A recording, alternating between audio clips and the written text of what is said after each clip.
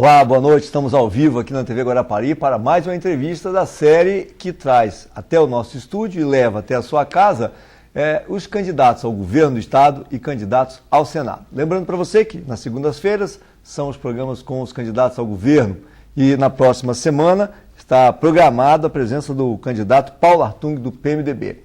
E nas quintas-feiras são os candidatos ao Senado. E hoje quem está junto conosco aqui no estúdio da Davi no Matos é Rafael Furtado, ele que é candidato ao Senado pelo PSTU. Também hoje o jornalista da imprensa local convidado é o Antonino Campos, jornal Hora da Gente. O Antonino que teve no último programa, por coincidência, porque também a participação dos convidados foram fruto de um sorteio, tanto para as entrevistas do candidato ao governo, como entrevistas do candidato ao Senado. E o editor-chefe do site Século Diário, jornal Século Diário, José Rabelo, que é parceiro da TV Guarapari nessa série de entrevistas. Começando então o nosso programa, nós temos 3 minutos para que o candidato Rafael Furtado possa se apresentar para o eleitorado aqui de Guarapari. Rafael. Boa noite a todo o público da TV Guarapari. Meu nome é Rafael Furtado, eu sou professor universitário, minha área de atuação de pesquisa é em física. Eu comecei a minha militância no movimento de cultura na década de 90. Depois, ao entrar na universidade, na UFS como estudante, participei do movimento estudantil, fui diretor do Diretório Central dos Estudantes. Depois, continuei a minha militância no movimento em geral, até tornar-me agora professor da universidade, onde milito no movimento sindical da universidade, sou diretor do Sindicato dos Professores da UFS, a ADUFS. E estou cumprindo essa tarefa aqui de estar levando essa candidatura ao Senado pelo meu partido, pelo PSTU, pela Frente Classista Socialista, para divulgar um programa que lute de fato contra a exploração que os trabalhadores sofrem, que façam que aqueles que produzem toda a riqueza que o país tenha não possam usufruir da riqueza que produzem. Então, lançamos campanha para fazer a defesa de um governo dos trabalhadores, na luta contra a exploração, na luta contra toda forma de opressão, seja opressão de gênero, opressão de raça, opressão por orientação sexual.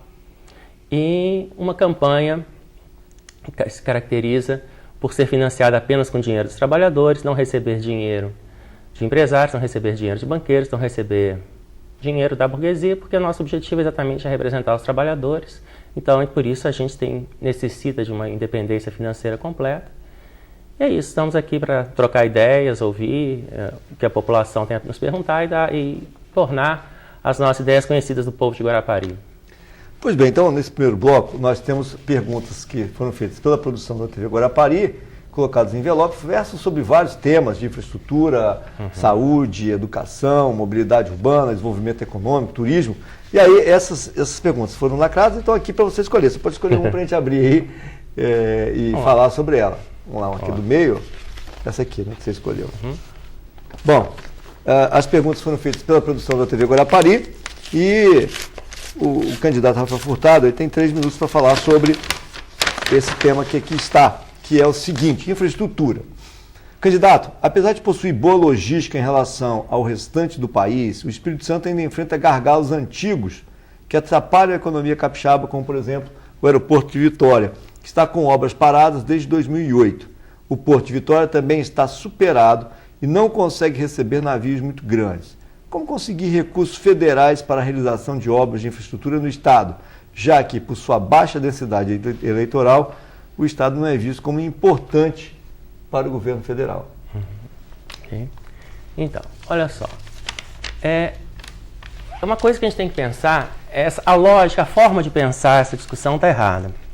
Porque toda a dinâmica que a gente tem é de uma guerra fiscal, onde os estados disputam entre si quem vai atrair mais verbas. Ou seja, a discussão se pensa o país não do ponto de vista do que realmente é necessário fazer, e sim como se houvesse contradições, as contradições da sociedade não fossem entre trabalhadores e patrões, e fosse Espírito Santo contra Rio de Janeiro, São Paulo contra o Acre, E é necessário uma disputa dentro do Congresso. O parlamentar vai ser bom parlamentar que ele consegue bater na porta do ministro e arrumar uma verba para trazer para cá e troca de votações. Então eu sou da base aliada do governo, eu consigo a verba, eu não consigo.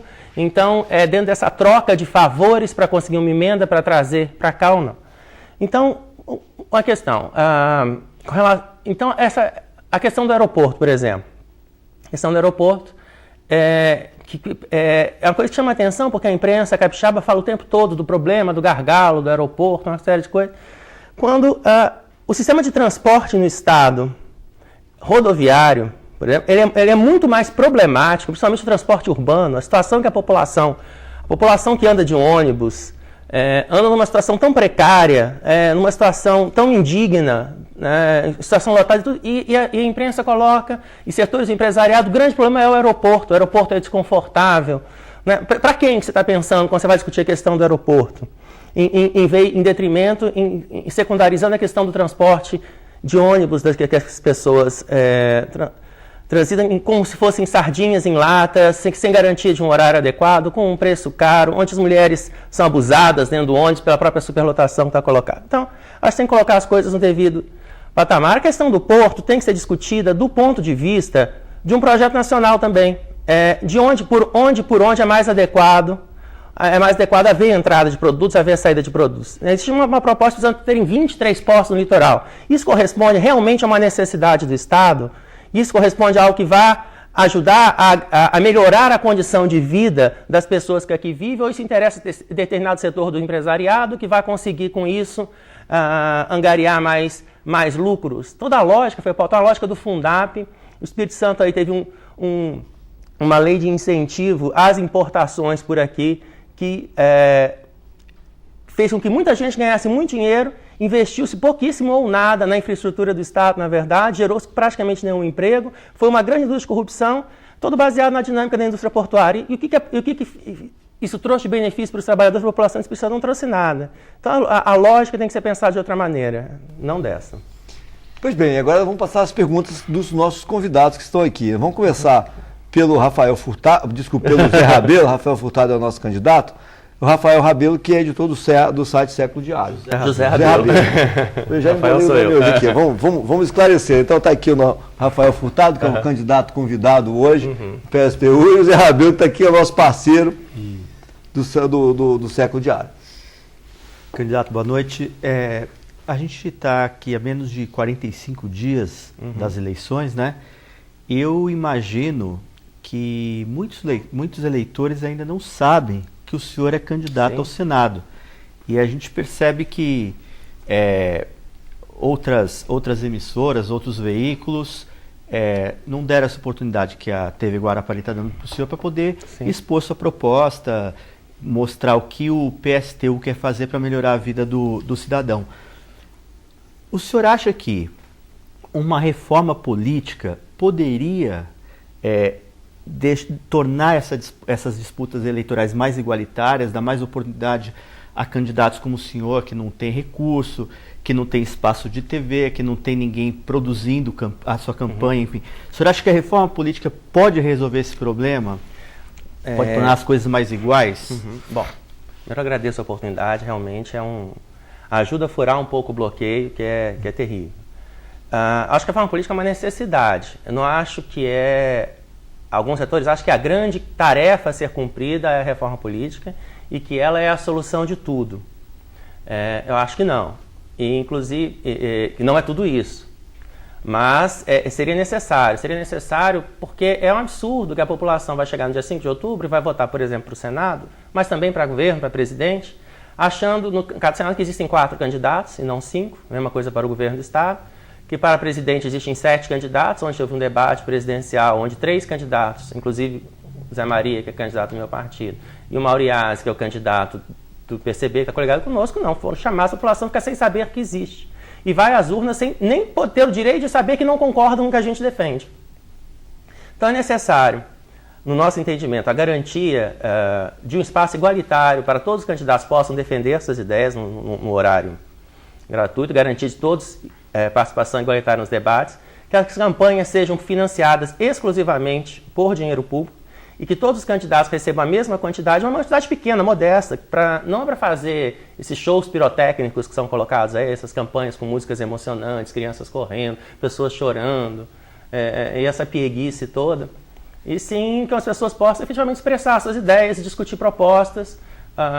Isso aí a população teria condição de pegar e saber melhor o que cada um defende, fazer uma escolha mais clara, seria mais democrático o processo, seria um avanço importante se isso acontecesse. Só para complementar, foi feito um levantamento, uma campanha para senador este ano deve custar em média 5 milhões de reais.